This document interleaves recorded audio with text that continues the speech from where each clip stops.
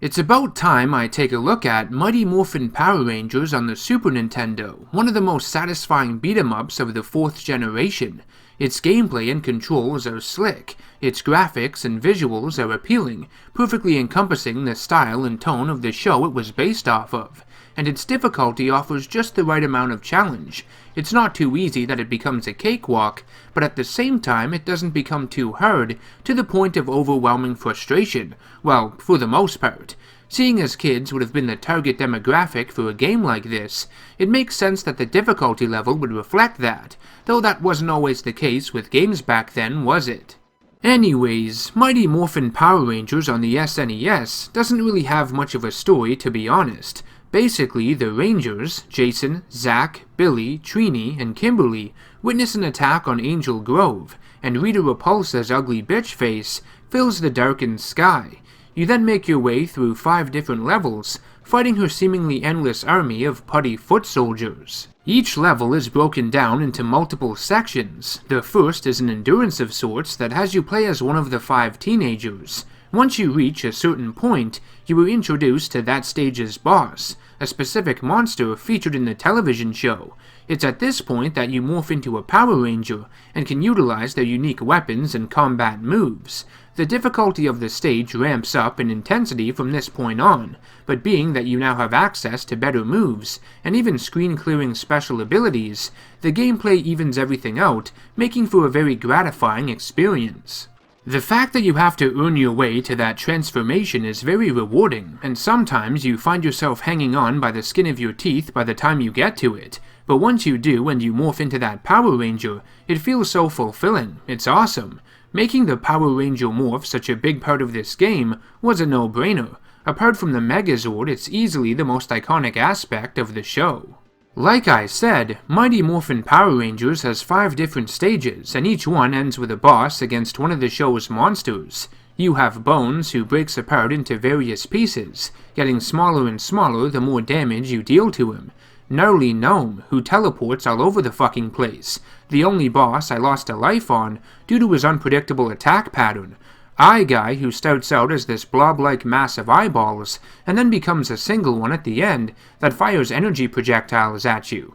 Genie is a fucking joke, because you can damage him faster than his attack animations happen, meaning you lose very little health, if any at all. And finally, you have the Dark Warrior, a ninja-like monster who utilizes smoke bombs, and even a chain with a blade on the end of it, which is really cool. Despite the gameplay consisting mostly of the straightforward beat-em-up formula, you do have the odd underwater sections where you have to dodge spinning blades and enemies and the like. And whoa, this putty is into some kinky shit. I don't know if Red Ranger could take something like that. Looks painful. There are also some platforming sequences with wall jumps, and this interesting hanging mechanic that allows you to swing up to the platforms above you, which is fun. One level near the end of the game also has this giant laser you have to avoid, and can even use to your advantage against the putties. You'd think you were in the Death Star or something. So yeah, Power Rangers provides a decent amount of variety to everything you do. There's never a dull moment. It's a pretty easy game for the most part, and you can beat all the levels in about 45 minutes to an hour. Like I said, I only died once during my playthrough, in the battle against Nasty Gnome. For the life of me, I've never been able to get his pattern down. But, like I mentioned at the beginning, Mighty Morphin Power Rangers isn't a cakewalk entirely. While the stages featuring the Power Rangers themselves are pretty simple, the last 2 levels where you play as the Megazord are not.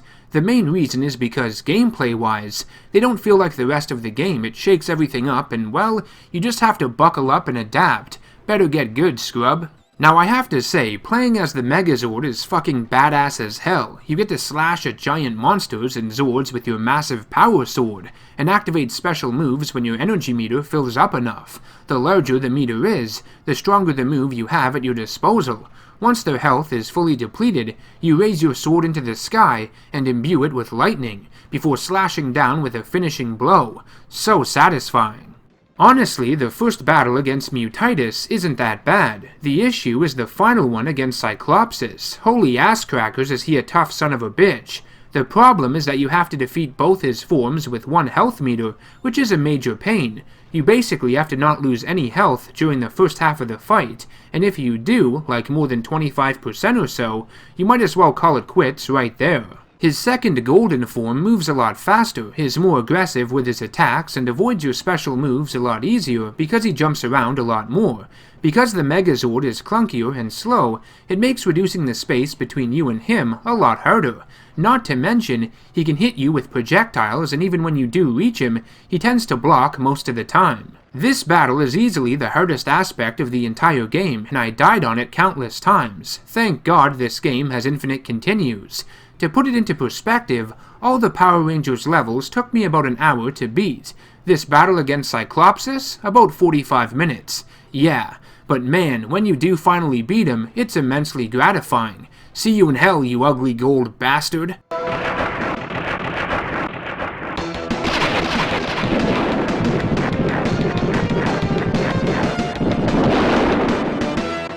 While the gameplay of Mighty Morphin Power Rangers is phenomenal, the story is rather lacking. All you decipher from that opening cutscene is that Rita Repulsa attacks Angel Grove, and sends her putties after you, that's it. There isn't even any text or anything, it tells you nothing. At the end, the Rangers just drive down the road in a convertible, and Rita is seen in the sky again, probably vowing her revenge. But still, no text, no nothing. As the credits roll, Zack, the Black Power Ranger, is seen dancing in Ernie's juice bar with his fellow teammates, and yeah, that's how the game ends. Now mind you, this is a Super Nintendo game. The story isn't going to be as layered and complicated as something you would see nowadays on the Switch or PlayStation 4, but I admit it still feels a bit shallow, even more so than other games around this time. They could have at least had some story text before and after each level, some dialogue boxes maybe, had Zordon in it in some way, anything. I mean, even without text, the basic gist of the narrative is easy to interpret. It's Power Rangers for crying out loud, this isn't rocket science, but I still think they could have done a little more with it. Zordon especially, he's not in it or referenced at all. He gave the teenagers their powers, but I guess he can fuck right off now, huh? Okay, so something I do want to bring up is the final cutscene. Why does Zack look like that? Come on now, I don't mean to make this about race, but yeah, not cool guys. I don't know who thought that was okay. I know the graphics at this time were limited, but none of the other characters even remotely come close to anything like that. You know what he looks like. I'm not gonna say it, but were they racist or something? What the hell? But apart from all that weird shit, Mighty Morphin Power Rangers is still a great game, one of the best based off the franchise. Its gameplay is solid, and every time I play it, it gives me a strong sense of nostalgia. I love the visuals, the epic feel of everything, and playing as the Megazord, come on. Even though it is tricky as balls, I can't stay mad at it because it's a satisfying challenge. It might feel unfair at first, but you just have to brush yourself off, get back up, and persevere. You have to find that inner hero and fight back against all odds. Do it for Zordon. This has been NerdGasm. I hope you enjoyed this review. If so, make sure to hit that subscribe button to be notified of all future content I release. Also, if you want to have a say in which superhero or comic book related video game I take a look at next, head on over to patreon.com/channelNerdgasm and check out the various rewards I have for you on there. As always, thanks for watching, and I will see you in the next one. Take care.